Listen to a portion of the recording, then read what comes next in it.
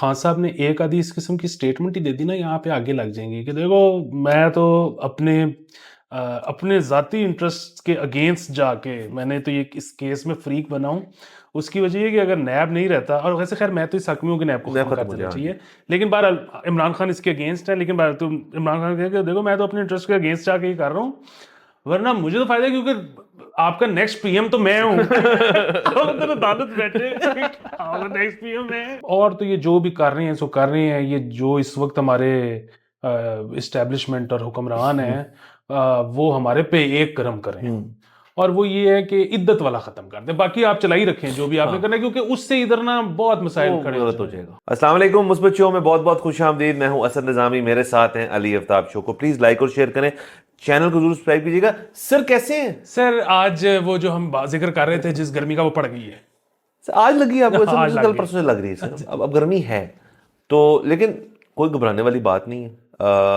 आप तज्जिए से ठंडक लें, करके भी और दे के भी। और वैसे भी जब लोग हमें देखते हैं तो उनकी आंखों पे उस वक्त आंखों पे भी ठंडक पड़ती है, सर जाहिर है सर। सुनते हैं तो कानों में ठंडक। वाह। वो तज्जिया जब दिल में सरा जाता है तो अंदर एसी चल जाते हैं। ऐसी और ज़हनी ठंडक तो हम इनको सोचने में मजबूर कर देते हैं, जो वैसे ही फिरते रहते हैं कुछ किए बगैर, सोचने में मजबूर किया जाता है इनको। वाह।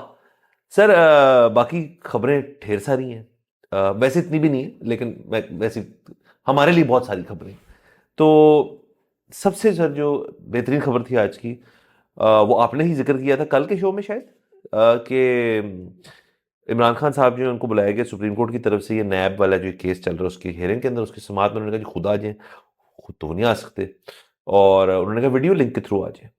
तो वो आ गए खान साहब, और वो जो इमेजेस थी वो फिर जाहिर है आप ही की प्रिडिक्शन थी, कोई ना कोई बंदा तो होगा वहाँ पे जो कहीं ना कहीं से कैप्चर कर लेगा, क्योंकि सुप्रीम कोर्ट ने फैसले किए थे इसको हम टेलीवाइज नहीं करेंगे। मतलब टेलीवाइज क्या मतलब, यूट्यूब पे नहीं लगाएंगे। सो खैर खान साहब की तस्वीर देखी सबने, सब खुश हुए, दिल में ठंडक उस तरह भी पहुंची लोगों को। फ्रेश लग रहे थे, एनर्जेटिक लग रहे थे, वैसे ही लग रहे थे जैसे अगस्त में, लास्ट तो मेरे ख्याल में पिछले साल के अगस्त में जब इनको जमान पार्क से अरेस्ट किया गया था तब की लास्ट उनकी झलकियां सी थी कोई। और ब्लू उन्होंने पोलो पहनी हुई थी, मतलब अपने जेल अटायर में नहीं थे, और वो ठीक लग रहे थे। मसला सिर्फ ये कि उन्होंने बात कोई नहीं की, क्योंकि उन्होंने जब उनका आई थिंक मौका है, उन्होंने कहा आपका मौक़िफ़ कल सुनेंगे इस चीज़ के ऊपर, उन्होंने केस को कल तक के लिए एडजर्न कर दिया। अब मेरा अपना ख्याल है कल को तस्वीर नहीं आएगी, क्योंकि शायद तस्वीर की वजह से उन्होंने कहा यार कि ये ज़रा ज़्यादा हो रहा है, इसको एडजर्न कर दो। मेरा अपना ख्याल है। बिल्कुल सर। एक तो ये कि ये सारा कुछ वाकया कल हुआ है, असल में हम ना हमारे शोज एक दिन एडवांस में चल रहे हैं, हाँ तो ये कल, सॉरी, ये कल हुआ हाँ ये वाकया। कल हुआ है। दूसरी चीज़ ये है कि बहुत ही कमाल का दिन था पीटीआई के लिए, खान साहब के लिए, कि वो चाहे टेलीवाइज नहीं हो सका लेकिन लोगों ने ग्लिम्प्स देख लिया। और वही बात है कि अगर आज उनको बोलने का मौका नहीं मिला तो वो अब कल मिलेगा। बेसिकली कल भी कुछ ना कुछ लीक होगा, या नहीं भी लीक हुआ तो कम से कम टेक्स्ट फॉर्म में आपको पता चल जाए उन्होंने कहा क्या। उन्होंने कहा कि यार बेसिकली अब अपीयरेंसेस शुरू हो गई है ना, तो अब एकदम से मतलब होता क्या है कि कोई भी इस तरह पॉलिटिकल लीडर जेल में हो, पहले बहुत शोर मचता है, उसके बाद Aahista Aahista like anything in the world वो आपका न्यूज जो है ना वो डिप आ जाती डिप है। आ जाता है। फिर जब कोई एक्टिविटी होती है ना वो फिर यूं ऐसे उड़ जाता है, तो ये बहुत बड़ी एक्टिविटी है। सो ये जिसका भी आइडिया था उसने बहुत बड़ा, खान साहब का वर्म ऊपर जा रहा है, आप कह रहे हाँ, हैं बेसिकली। एहसान किया है पीटीआई के ऊपर, और ये ज़बरदस्त है, ये ऐसे होना चाहिए। हाँ। इसमें दो तीन मुख्तलिफ किस्म की चीज़ें थी।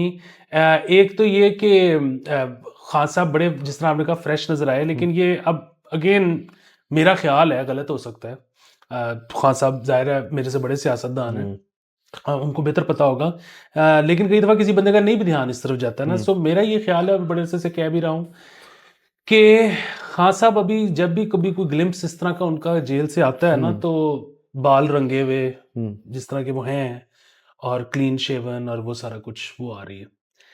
अगर उनकी एक तस्वीर आ जाए ना कि दाढ़ी छुटी हुई, वाह। बगैर रंगी हुई, और कपड़े चुड़मुड़, अच्छा इसका मतलब ये भी नहीं कि कुछ लोगों ने इस पे ना वो कि मैंने जब ये ट्वीट की ना, तो कुछ लोगों ने नवाज शरीफ की तस्वीर निकाल दी पुरानी जेल के साइड की, जब उन्होंने ना बसूरी सी शक्ल बनाई हुई है।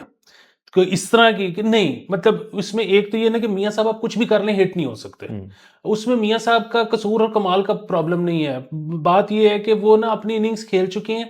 एक आर्टिस्ट जिस तरह, मतलब एक फिल्म एक्टर होता है, एक सिंगर होता है, ये मतलब जो पब्लिक के जो लोग होते हैं, ये एक टाइम होता है इनका, उसमें ये हिट हो रहे होते हैं, ये कुछ भी फेंक रहे होते हैं मार्केट में, वो हिट जा रहा होता है।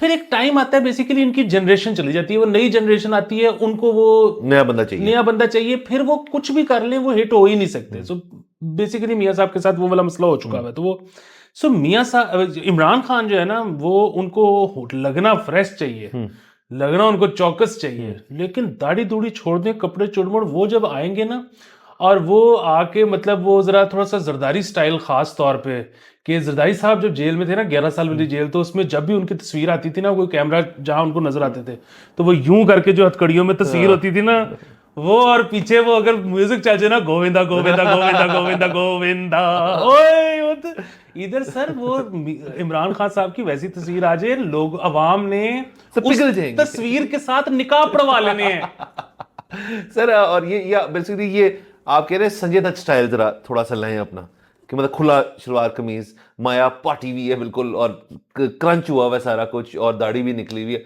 सर बिल्कुल हो सकता है, लेकिन अब पता नहीं ऐसी तस्वीर आती है नहीं। उससे देखिए गवर्नमेंट को एक टेंशन होगी कि वो ये तासुर क्रिएट होगा, देखें जी इनको कितने बुरे हालात में रखा हुआ है, कि शेव भी नहीं बनाने देते, कपड़े भी नहीं आते घर से, वीक भी लग रहे हैं, नहीं लग रहे हैं, वो कहेंगे वीक भी लग रहे हैं।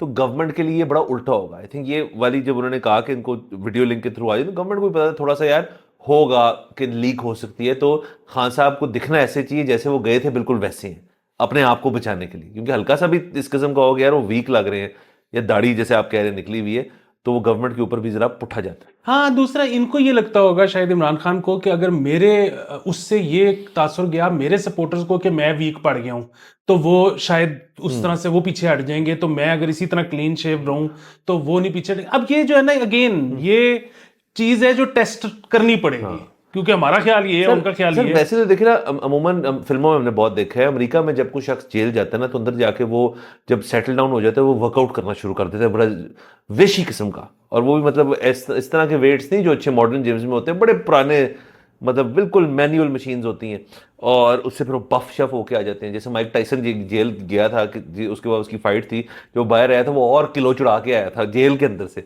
तो खान साहब को हमें पता है वर्कआउट करने का कितना शौक है, और वहाँ पे वेट शेट्स हों, और खान साहब डेली डंड भी निकाल रहे हैं, बाइसेप कर्ल्स चल रहे हैं, और जब खान साहब बाहर हैं तो ज़रा बफनेस भी आए उनके अंदर। तो सर कुछ भी हो सकता है ये, और कुछ ही कंटेंट ही है ना, और क्या है। बिल्कुल। और बेंशी में तो सर अगले ने जेल में सिर्फ पुशअप मार मार के, तो सिर्फ पुशअप्स, बिल्कुल बिल्कुल। सर वो बड़ा शो है, आपने जिक्र कर दिया, उसके अंदर एक जेल के अंदर सीन है जब वो अपनी कोनी लाता है ना, वाह क्या सीन है। सर बेंशी जो है ना बहुत बड़ा शो है, लेकिन सिर्फ 2 सीजन। उसकी रेटिंग असल में नहीं है, क्योंकि वो उस तरह से नहीं है कि आपको उसके अंदर से कोई विजडम मिलेगा। बेसिकली वो है 42 मिनट का एपिसोड होता है एवरेज, उसमें 15 मिनट सेक्स है, 15 मिनट है कुसुन, और बाकी के 12 मिनट ना वो एक दूसरे से पूछ रहे हैं अभी क्या हाल है, डायलॉग है थोड़ा सा। हाँ तकरीबन पूरा ऐसे ही है। हाँ। और मतलब उसके अंदर, लेकिन अच्छा शो था, बट अगेन 2 सीजन शो। मुझे तो एंड तक सही लगा, लेकिन बिल्कुल ठीक है, उसमें कोई विजडम है नहीं, कुछ नहीं। हाँ, वो बस आपकी आपके अंदर सुकून लाने के लिए। अच्छा, फिर मुझे इसमें ना एक आज तो उनको बोलने का मौका ही नहीं मिला, कल मिलेगा। सर या मिला नहीं या दिया नहीं, 2 मुख्तलिफ बातें हैं। जाहिर है, मतलब नहीं मिला ना, उनको नहीं दिया गया, कल मिलेगा। सर वो बड़ा मजा आना है उसमें भी, क्योंकि अगेन हम तो खैर नहीं होंगे और टीवी पे भी नहीं देख सकते, लेकिन कोई तो रिपोर्ट करेगा। मतलब आप सोचें कि पहला जुमला हो गया, हाउ आर यू अथर, मतलब लॉर्डशिप नहीं, अथर क्या हाल है, कैसे हो, मजे आ जाए। सर ये भी हो सकता है। और वो शुरू करें अपने पुराने नारों से। सर वो शुरू करें कि मैंने 92 में इंजी को सिलेक्ट कैसे किया, उससे आए वो स्टोरी। वसीम भाई आ सकते हैं उसके अंदर, 92 में मैं इंजर्ड खेला। सर इतनी लेयर्स हैं, और बीच में एक दब से गुनगुनाने शुरू कर दें, रोक सको तो रोक लो तब्दीली आई रे, हर गुनगुनाते नहीं साथ साथ। सर नहीं, देखिए मसला ये है कि उनको इतने अरसे से ऑडियंस नहीं मिली। सर ये ऑडियंस है, ऑडियंस है और आपको पता है सर कि वो कितना पसंद करते, कैमरा शायद उनको इतना पसंद ना करता, वो कैमरे को बहुत पसंद करते। अच्छा, फिर इसमें जो है ना, यहाँ पे जाहिर है उनके बेचारों के शायद पावर में ही नहीं है, लेकिन लॉर्डशिप्स को एक चीज सोचनी चाहिए थी कि अगर वो चाहते हैं कि टीवी चैनल्स अपने एम्प्लॉयज को तनख्वाहें दें, तो फिर वो अलाउ कर देते हैं कि ये जो सारी ट्रांसमिशन है ये टीवी दिखा सकते हैं। पता होता खान साहब ने टीवी पे आना है, लोग देखते, टीवी चैनल्स को आई बॉल्स मिलते हैं, वो जो रेवेन्यू जनरेट होता उसका शायद कुछ हिस्सा मालकान अपने एम्प्लॉयज के साथ शेयर कर लेते हैं। सो ये बेसिकली लॉर्डशिप ने तनख्वाहें मार दी हैं एम्प्लॉयज की। और सर ये समाज जो है ये कुछ चलेगी, अभी कुछ और पेशियां होगी, तो ये जरूरी नहीं है कल के दिन बस जितनी फ्रीक्वेंसी बढ़ेगी उतने क्रैक्स होंगे, उतने क्रैक्स में चीजें निकलेंगी, उतनी उन पे बहस होएगी। और ये भी तो हो सकता है ना सर कि देखें, अब काजी फैसल साहब हैं, अथर मिल्ला साहब हैं, और बेंच, मुझे नहीं पता इसका बेंच क्यों, मेन जजेस ही हैं। तो अमूमन जब वकील सामने जाता है ना, तो जज के सामने थोड़ा सा वो अपना ना रखता है कि यार मैं जरा उसमें रहूं। जब कोई और भी बंदा जाता है, कोई भी जाता है, सियासतदान भी क्यों ना हो, तो वो जरा जज से थोड़ा एक ना उनका होता है, वो यूं बैठे होते हैं ना, खान साहब को किसी की टेंशन नहीं है। तो आप सोचिए कि कल परसों के दिन बात आ रही है कि खान साहब अथर मनीला या किसी एक जज पे भरम हो गए और वहां पे बहस शुरू होगी कि आपने वो भी तो फैसला दिया था ना बल्ले वाला, वो क्या था उसका पहले बताएं। इस किस्म की सर बातें आएंगी। सर मैं कहता हूँ बहस ना भी हो। सो अब मुझे एग्जैक्टली इस केस का पता नहीं है, लेकिन ये शायद ये केस है कि जब इस हुकूमत ने कर्टेल की थी नैब की पावर्स, तो उस पे ये लोग फरीक बन गए थे कि ऐसा ना करें, इमरान खान वगैरह। ठीक है, अच्छा वैसे तो खैर मेरे ख्याल में उसके बाद अदालत ने वो टेकअप कर लिया, सो अभी तो नैब की ताकतें बहाल हो चुकी हैं, लेकिन वो ये शायद केस फैसला करेगा। अच्छा, अब इस वक्त जो है ना, मतलब अगर खान साहब ने एक आधी इस किस्म की स्टेटमेंट ही दे दी ना, यहाँ पे आगे लग जाएंगे कि देखो मैं तो अपने ज़ाती इंटरेस्ट के अगेंस्ट जाके मैंने तो ये इस केस में फ्रीक बना हूँ।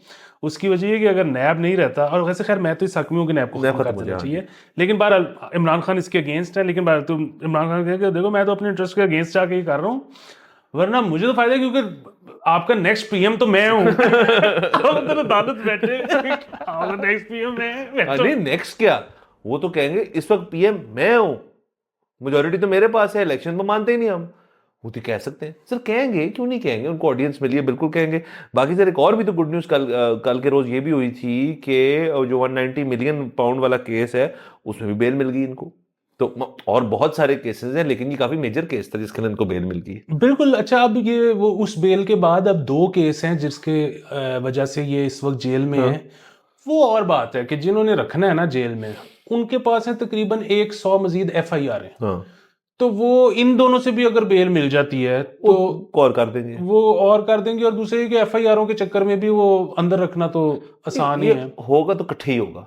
बहरहाल सर लेकिन बहरहाल हम उसमें बहुत है कि और तो ये जो भी कर रहे हैं सो कर रहे हैं। ये जो इस वक्त हमारे इस्टेब्लिशमेंट और हुक्मरान हैं वो हमारे पे एक करम करें, और वो ये है कि इद्दत वाला खत्म कर दे, बाकी आप चलाई रखें जो भी आपने करना है, क्योंकि उससे इधर ना बहुत मसाइल खड़े गलत हो जाएगा, बड़ा बड़ा प्रेसिडेंट होगा उसका। तो और उसमें तो अदालत के अंदर जब अदालत लगती थी उसमें तो लड़ाई हो चुकी है एक दफा वकीलों के बीच में, तो उसको रहने दें, बड़ा सेंसिटिव मामला है। अच्छा सर आगे चलते हैं। तो कुछ अहम और चीज़ें हुई हैं। अली परवेज़ मलिक जो हैं उनको एक वज़ारत मुमलिकत दी है फाइनेंस के अंदर, वो इंक्लूड हो गए। ये मरीम नवाज जिस सीट उन्होंने छोड़ी थी उससे इनको लड़ाया था, ये ज़ाहिर जीते उस सीट को, और अब वो फाइनेंस के अंदर कुछ अपनी ड्यूटियां सर अंजाम देंगे। तो ठीक है, इनकी एक बड़ा हैवी पॉलिटिकल बैकग्राउंड है। परवेज़ मलिक साहब के साहबजादे हैं, शाइस्ता के बेटे हैं, और ख़ुद भी मतलब एक मुझे बड़े सही लगते हैं, मुलाकात एक दफ़ा हुई है तो मुझे उस लिहाज से ऑफ द लॉट जो नून लीग के सारे हैं उनमें से ज़रा मुझे ज़रा बेहतर लगते हैं, ज़रा इंटेलेक्चुअल भी लगते हैं। ठीक है, अच्छी बात है। हाँ नहीं, आपकी भी मुलाकात है, आपने भी यही कहा है उनके बारे में कि मुनासिब आदमी है। मेरे कुछ और दोस्त हैं जो इनके दोस्त हैं, उनसे भी यही रिपोर्ट मिली है कि जी बहुत रीजनेबल आदमी है। तो यकीनन होंगे। मैं तो सिर्फ ये सोच रहा था कि इतने सारे लोग वजारत खजाना में लग गए हैं तो खजाना तो खाली है। सर उसको भरने के लिए आए ओके जो भरने के लिए। दूसरा तो देखें सर, वजारत खजाना में अमूमन आप लोग इतने एक्साइटेड नहीं होते कि यस मैं जा रहा हूँ वहाँ पे, वरना है तो बड़ी इंपॉर्टेंट वजारत है, लेकिन अब वो जाना चाहते हैं इस वजह से क्योंकि उनका हेड नहीं है, वहाँ पे चेंज हो चुका है, सागडार नहीं साहब नहीं है ना, तो वो कहते हैं यार ठीक है आप जा सकते हैं वहाँ पे, कुछ रीजनेबल एलिमेंट्स होंगे। औरंगजेब तो बड़ा रीजनेबल आदमी है, तो शायद इसलिए जरा होगा कि जरा जितने रीजनेबल लोग इकट्ठे हो जाए वजारत खजाना में, लोग कर दें उनको। सर अब तो किसी भी वजारत के लिए आपको एक्साइटेड नहीं होना चाहिए, नायब वजीर आजम है बहरहाल सर, ये भी जो इंटर पार्टी चेंजेस हैं वो भी काफ़ी हो रहे हैं। शहबाज शरीफ साहब ने रिजाइन कर दिया इस पार्टी चेयरमैन, अब नवाज शरीफ साहब की रूम क्रिएट हो रहा है, वो पार्टी चेयरमैन बन जाएंगे। सागदार साहब डिप्टी पीएम बन जाएंगे, जिसकी कोई उनको मायने ही नहीं है उस चीज़ की, कुछ फर्क ही नहीं पड़ता उस चीज़ से, कभी शायद जरूरत ना पड़े हमें डिप्टी पीएम की, आई होप। तो ये होगी सर एक खबर। उसके अलावा हम चलते हैं, और डेप्यूटी पीएम तो कभी भी एक्टिंग पीएम ना बने सर यही तो कह रहा हूँ सर कि वो हो ही नहीं सकता सर। सर वो पता है किसके, मैंने बाय द वे किसी से पूछा, वो इस स्टेज में होता है कि जब एक एग्जिस्टिंग हेड ऑफ स्टेट किसी भी वजह से इनकैपेसिटेट हो जाए, मतलब यानी कि वो बहुत शदीद, अल्लाह ना करे बीमारी में हो, या उनकी कोई फ़र्ज़ करें शदीद बीमारी भी ना हो, कि फ़र्ज़ करें अल्लाह ना करे कि किसी भी हेड ऑफ स्टेट की मतलब साइकिल चलाते हुए गिर गए और उनका फीमर बोन टूट गई, तो उनको जनरल एनेस्थीसिया में सर्जरी करानी है, फिर डिप्टी पीएम एक्टिव होता है, क्योंकि तब वो जो कॉल होती है सारी कि उस वक्त कुछ हो जाए, जंग का ऐलान अल्लाह ना करे, तो आपके पास एक बंदा हो जो एम्पावर्ड है इस चीज़ के लिए, इसलिए होता है। सर उसका भी हमारे पास इलाज है, और हमारे पास तारीख में उसकी मिसाल है कि हमारे एक शुरू शुरू के प्राइम मिनिस्टर्स में से मेरे ख्याल में थे जो कि बोल ही नहीं सकते थे, मतलब वो बीमार थे, वो जब बोलते थे किसी को समझ ही नहीं आती थी, तो उनकी एक कोई अंग्रेज नर्स थी, उसको उनकी समझ आ जाती थी, वो डिप्टी पीएम बन गई, तो वो बता देती थी कि ये क्या कह रहे हैं। सो हम बेसिकली, मैं आपको ये कह रहा हूँ कि हम नर्स नर्स से पूछ लेंगे नर्स से पूछ लेंगे या उनके ऑर्थोपेडिक सर्जन से कि सर आप जरा बता दें उनकी हड्डी क्या कह रही है। और सर वैसे भी देखें, ये हमने फिल्मों में भी बहुत देखा है, अमूमन देखें सर ऐसे होता है कि अल्लाह ना करे ऐसी कोई सिचुएशन नहीं क्रिएट होती, आजकल दुनिया इस किस्म की है नहीं कि जी उनकी कुछ हुआ है वो जनरल चीज़ें में ऐसे कहते हैं जंग कर देते हैं, ऐसे होता नहीं। और ऐसे हो भी जाए तो सर जंग अनाउंस भी को और करता है, और लड़ता भी को और है, और करता भी को और है, वो सारा कुछ को और करता है, वो ना पीएम करता है ना डिप्टी पीएम करता है, तो इस चीज़ की टेंशन लेने की जरूरत है ही नहीं। बिल्कुल, जो ये आपने दूसरी दफा जिक्र किया कि फिल्मों में हमने देखा है, तो फिल्मों में तो अगर यादाश्त चली जाती है तो वो हमें अब पता है कि जहां पे चोट लगने से जाए वहीं पे दोबारा एक जरब दो तो वापस भी आ जाती है। अच्छा, हाँ, सो आप अब कभी किसी पीएम की अगर यादाश्त जाए और डर वहीं ये मरे हो आप। कि अब डिप्टी वजीर आजम बन जाएगा, तो आपने भाई को बताना है इसको इन्नू पहले कितने बजी से भाई सेट कर देगा। बिल्कुल ठीक देखिए है। फिल्में देख देख के ना आपके भाई को गोली निकालनी भी आ गई है। वाह, ठीक हाँ, है सर ऐसे नहीं होता लेकिन जैसे फिल्मों सर, आपने शराब की बोतल आधी उसके ऊपर डालनी है, आधी उसके मुंह में दे देनी है, और आपने एक जो आपका तवे वाला चिमटा है उससे जाना है अंदर और निकाल लेनी है, और वो बाहर आ जाएगी, क्योंकि हमने देखा है फिल्मों में। सर वैसे फिल्म में बड़ी अब एक्यूरेट होना शुरू हो गई। एक जमाने में तो वो गोली जब निकालते थे वो पूरी गोली बाहर आ जाती थी, गोली तो इतनी सी रह जाती अंदर जाके। तो बट सर ये आपने कभी ट्राई नहीं करना, don't try this at all. आपने जाना है अस्पताल, और वो भी आप पब्लिक सेक्टर अस्पताल, क्योंकि प्राइवेट को इजाजत नहीं है गन शॉट वुंड को ट्रीट करने का, पता है ना इस बात का? नो सर मैं आके पब्लिक सर्विस मैसेज देता हूं, स्नेक बाइट और गन शॉट वुंड जो है प्राइवेट अस्पताल ट्रीट ही नहीं कर सकता, करेगा ही नहीं। वो कहेंगे पहले पुलिस को बुलाओ। स्नेक बाइट तो मेरे साथ हो चुकी है, मतलब मुझे नहीं डसा था, मेरे साथ एक शख्स ने उनको डसा था। हम किसी प्राइवेट के कहते हैं लेके जो इसको पिम्स, इस्लामाबाद में थे हम, वहां एंटी वेनम्स नहीं होते इनके पास सर, प्राइवेट अस्पतालों के बाद। पब्लिक अस्पताल हर में होना चाहिए, अब आजकल पता नहीं एक्सपायर ना पड़े हों, एंटी वेनम्स मौजूद होते हैं। और गनशॉट वुंड को सीधे सीधे कीजिए, गनशॉट वुंड पहले पुलिस करें या पब्लिक अस्पताल में जाएंगे तो आपका इलाज होगा। सर, ये सर कुछ कितनी सीखिए ना सर। ज्यादती है, मैं बहुत सीखा हूँ, लेकिन ये कितनी ज्यादती है। ये वेनम तो, एंटी वेनम तो होना चाहिए, मतलब अगर इनके पास सांप कम है तो रिश्तेदारों का निकाल। हाँ सर, एंटी वेनम भी बाय द वे बड़ी देर बाद पता चलता है कौन सा, जब को बंदा वैसे ही मतलब हाथ खा रहा हो अपनी सलवार ऊपर करके और सांप डस के है, तो उसको देखा थोड़ी होता है उसने कि किस किस्म का होता है, यही पूछते थे किस दिखने में कैसा था, तो उसके सांप का एंटी वेनम दे। तो लेकिन यहाँ पे पाकिस्तान, लाहौर में और इस्लामाबाद में, पंजाब में 2-3 आपके स्नेक बाइट सेंटर्स भी हैं जो फिर उनके पास तमाम एंटी वेनम्स होते हैं। तो सर केयरफुल रहे, इसका मतलब है मेरे ख्याल में। सर आप शलवार उठा के आपने नहीं देखना सर जीन्स वो भी मतलब जब आप किसी ऐसी खेतों खूतों में जाए ना, स्किन टाइट ताकि बढ़ ही ना सके कुछ। सर सॉरी, आगे चलते हैं। सर ये डिट्रैक्ट कर जाते हैं ना हम, असल मवाद यहाँ होता है। सर बहुत ही ज़बरदस्त खबर, बेहतरीन volleyball central Asian volleyball tournament हो रहा है, उसके अंदर पाकिस्तान भी सर पाकिस्तान की विनिंग स्ट्रीक चल पड़ी है। चौथा मैच किर्गिस्तान को कल हराया हमने। वाह। और वॉलीबॉल हमारी बहुत सीरियस है। हमारे आपके दोस्त हैं उसामा, उन्होंने हमें बताते रहते हैं, हमें चीज़ों में पूछते हैं तो उनकी नॉलेज तो कंप्लीट है, मतलब कर चुके हैं वो। तो उन्होंने ये बताया कि पाकिस्तान के अंदर वॉलीबॉल फेडरेशन जो है बड़ी सीरियस होती है। और ना सिर्फ ये बल्कि हॉकी वाले तो बेचारे, उनको हम रोते गए कि स्पॉन्सर स्पॉन्सर स्पॉन्सर, इनको तो बड़ी एंग्रो, यूफोन, एलाइड बैंक वगैरह इनको स्पॉन्सर भी करते हैं और बॉयज़ परफॉर्म भी कर रहे हैं। और मुझे तो ये भी नहीं पता था हमारी बड़ी ज़बरदस्त विमेंस वॉलीबॉल टीम भी है जो भी इस फेडरेशन के अंदर आती है और वो भी खेलते हैं। और उनको बाकायदा उनकी कोच जो है वो एक फॉरेनर है, इनके भी कोचिंग स्टाफ अपेरेंटली कोई लोकल प्लस फॉरेन मिक्सचर है।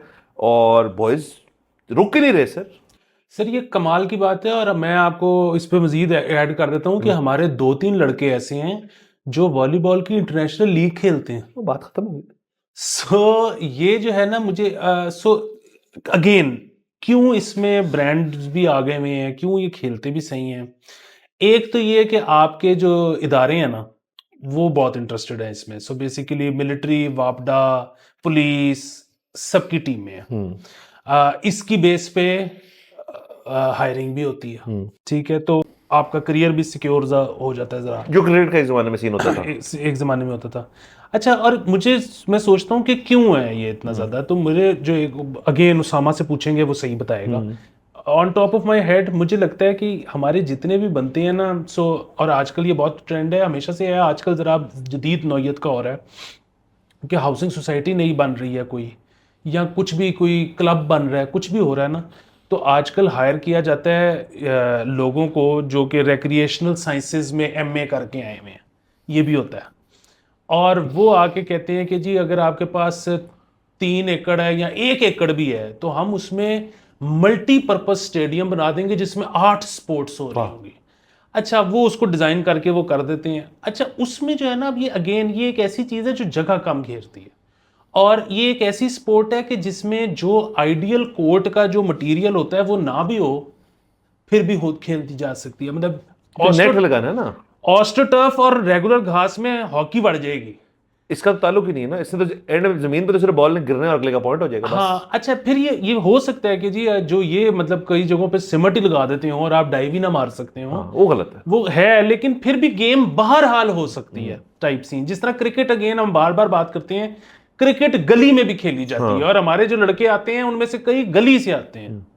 तो इसका एक तो इसको ये वाला एडवांटेज है, और दूसरा जिस तरह से आपने कहा कि उसामा ने हमारी तवज्जो दिलाई विमेंस टीम के ऊपर, हम बहुत मुतासिर हुए। बिल्कुल सर। और हम आज से एम्बेसडर्स हैं। हाँ, खुद सेल्फ प्रोक्लेम्ड, जो कि तरीका है सर जिंदगी में आजकल टाइम इतना ज्यादा है कि कोई प्रोक्लेम करे, आप सेल्फ प्रोक्लेम कर लें अपने आप को। सर बिल्कुल। और दूसरा ये है कि मतलब आप देखिए कि यही तो हमारी अजमत है कि हम जो इश्यूज और जो हम जो है ना क्या कहते हैं टेकअप जो कर लेते हैं ना कॉजेज, वैसे ही अब ये कॉज है, कॉज है कि आज से हमारी जिंदगी का कॉज है कि हमने विमेंस वॉलीबॉल को ऊपर लेके चलना।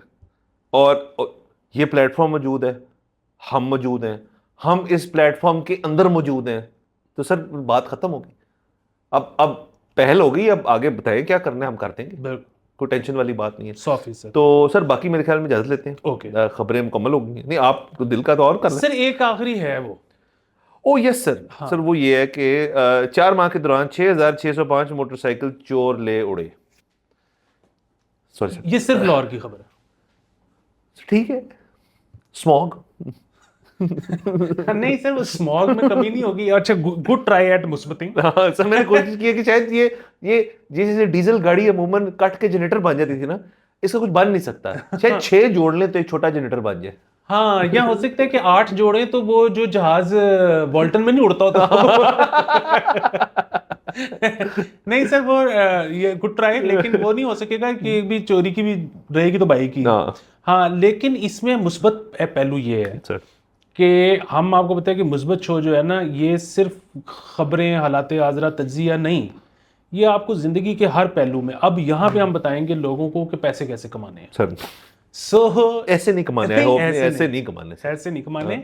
लेकिन अब यहाँ पे आप इजाद करें, सोचें बैठ के कि कैसा ताला बन सकता है, एंटी थेफ्ट मैकेनिज्म बेहतर करें, एंटी थेफ्ट मैकेनिज्म कैसा हो कि जगह भी ना ले, ज्यादा कॉस्टली भी ना हो, और खुद खोलना भी अजाब ना बन जाए। सर इस पे भाई और की उसके बाद आप ये चाइना में ऑर्डर कर दें, यहाँ तो नहीं बनेगा। हाँ चाइना ऑर्डर कर दें, वहां से मंगवाएं और फिर यहाँ बेचें। सर भाई के इसके बाद सर कर चुका हूँ, ओ वाह वाह। सर बताता हूँ आपको।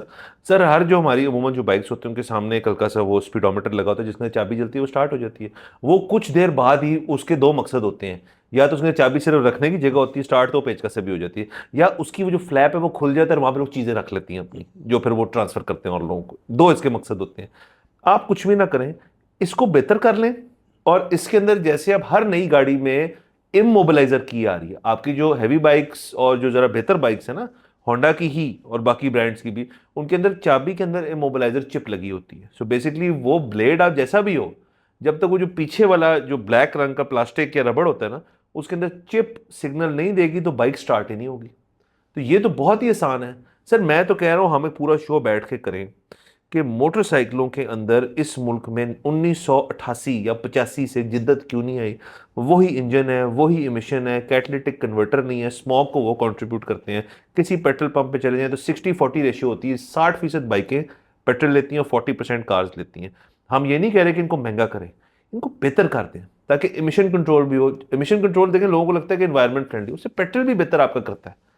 और इमोबिलाइजर की लगा दीजिए, चोरी वाली चीज़ खत्म हो जाएगी। ये बाकी जो दीगर गाड़ियां हैं, जो नई एक सर्टन ईयर के बाद चोर जो उस गाड़ी की तरफ क्यों नहीं जाता, क्योंकि वो कंप्यूटर अपडेट होता रहता है। और जब तक वो शोरूम वाले से नहीं मिलेगा ना, वर्कशॉप वाले से, तब तक वो गाड़ी चोरी नहीं हो सकती। तो बाइकों में भी ये लाए आप।